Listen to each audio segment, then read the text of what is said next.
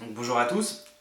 Donc là, petite vidéo pour raconter un petit peu mon histoire que j'ai eu sur un des produits que j'ai vendu expédié par Amazon. Il faut savoir déjà que tous mes produits, la plupart du temps, trois quarts de mes produits, c'est des distributeurs qui sont en France. Donc du coup, voilà, j'ai un marché qui me permet d'avoir des distributeurs en France euh, avec des prix intéressants. Et du coup, c'est vrai que j'ai quelques produits où je vais chercher à l'étranger. Donc du coup, c'est vrai que voilà, j'ai pas énormément d'expérience là-dessus. Je commence à en avoir petit à petit. Et du coup, c'est comme ça qu'on grandit. Et là, je peux vous dire que j'ai bien grandi. Donc j'ai commandé un produit, donc j'ai trouvé mon fournisseur. Donc je vais vraiment parler du début. Donc je cherchais un produit à vendre. Donc voilà, n'hésitez pas à lire mes articles, comment je fais pour trouver des produits. Donc j'ai trouvé le produit, super intéressant. J'ai trouvé le fournisseur tout de suite. Je sais pas, voilà, j'ai trouvé assez facilement. Donc on a discuté par Skype, ça se passait super bien, ça se passe encore bien maintenant. Et là, donc voilà, je passe commande, je reçois mon échantillon, nickel.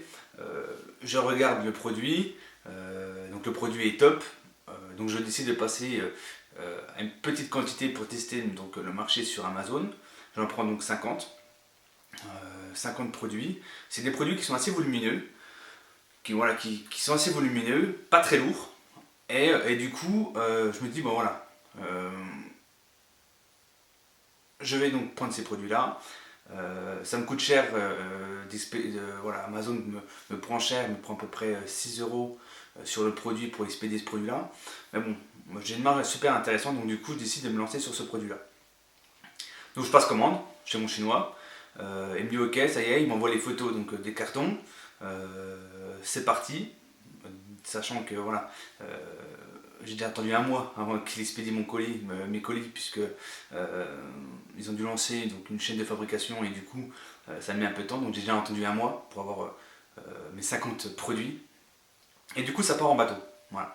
Donc je décide de voir avec lui, donc voilà, j'ai vu pas mal de tutos où il disait voilà, que le mieux voilà, c'était donc le bateau, c'était moins cher que l'avion, surtout qu'en plus il était produit assez volumineux. Donc je dis, bah voilà, je vais prendre le bateau, ça me coûtera moins cher. Donc je paye à peu près 300 dollars de transport.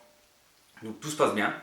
Et 10 jours après, je reçois un mail, non, je reçois un coup de fil d'une chinoise qui parle très bien français, qui me dit qu'elle a besoin de mon adresse email pour m'envoyer en gros un devis ou une facture, je sais plus ce que c'était, ou un avis de passage. Voilà, du coup, ben, elle m'envoie ça, je regarde et c'est vrai que là, donc du coup, je reçois un avis de passage, en gros, quoi, un avis qui me dit que le bateau arrivera donc le 25 mai au port de Marseille et que du coup, je dois contacter le transporteur ou la personne qui s'occupe du transit pour récupérer ma marchandise. Alors là, je me dis, oh, donc là, je réalise qu'il y a un petit souci. Euh, du coup, je me dis, c'est pas normal. Donc, j'ai décidé d'appeler les appeler pour savoir voilà, qu'est-ce qui se passe, qu'est-ce que je dois faire. Je comprends pas le, le document, donc très gentil au téléphone. Donc le gars il m'explique que du coup, ben oui, que ma marchandise va arriver donc le 25 mai au port de Marseille et qu'il faut que je trouve une solution pour le transiter. Voilà, pour le transit. Et du coup, je dis ok, et puis je dis bah, on fait comment. Du coup là, il m'envoie un contact, il me dit bah voilà, contactez cette personne-là, il pourra faire toutes les démarches pour vous. Je dis ok, ça marche, pas de souci. Euh, pour le moment, je me dis voilà, ça va me coûter trop cher.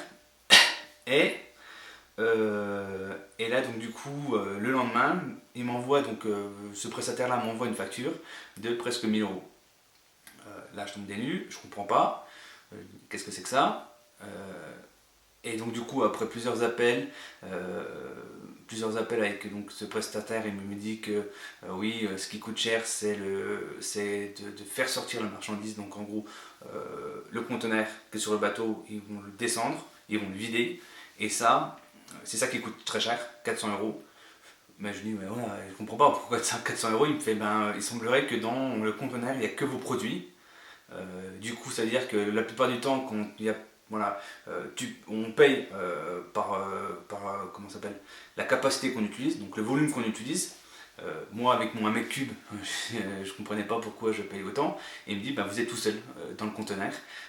Votre fournisseur aurait dû vous le dire, vous appeler, parce que c'est pas normal. Et que du coup, voilà, c'est pour ça que vous payez beaucoup. Euh, et donc après, je dis, ben ok. Je contacte mon fournisseur chinois, pardon. Et là, déjà, premier point, je vois avec lui, bah, voilà, quel Incoterm. Donc bien attention, quand vous, donc là, c'est vraiment un point que voilà, je ferai attention à partir de maintenant. C'est vraiment de définir avec votre fournisseur, quand vous avez décidé de travailler avec lui pendant la négociation, de prendre un Incoterm qui correspond à ce que vous souhaitez. Donc si vous voulez vous occuper de rien, juste au pire du dédouanement, faites du DAP. Voilà. Dans mon cas là, moi j'avais un CIF, donc ça veut dire que mon fournisseur s'occupait de livrer la marchandise jusqu'au port. Et au niveau du port, dès que la marchandise était au port, donc dès que le bateau était au port, c'était à moi de me charger de tout le reste. Donc ça veut dire que dédouanement, la TVA, bon, ça c'est pas dramatique, je m'attendais, mais par contre, voilà, déchargement et le transit, des choses que j'avais pas pris en compte.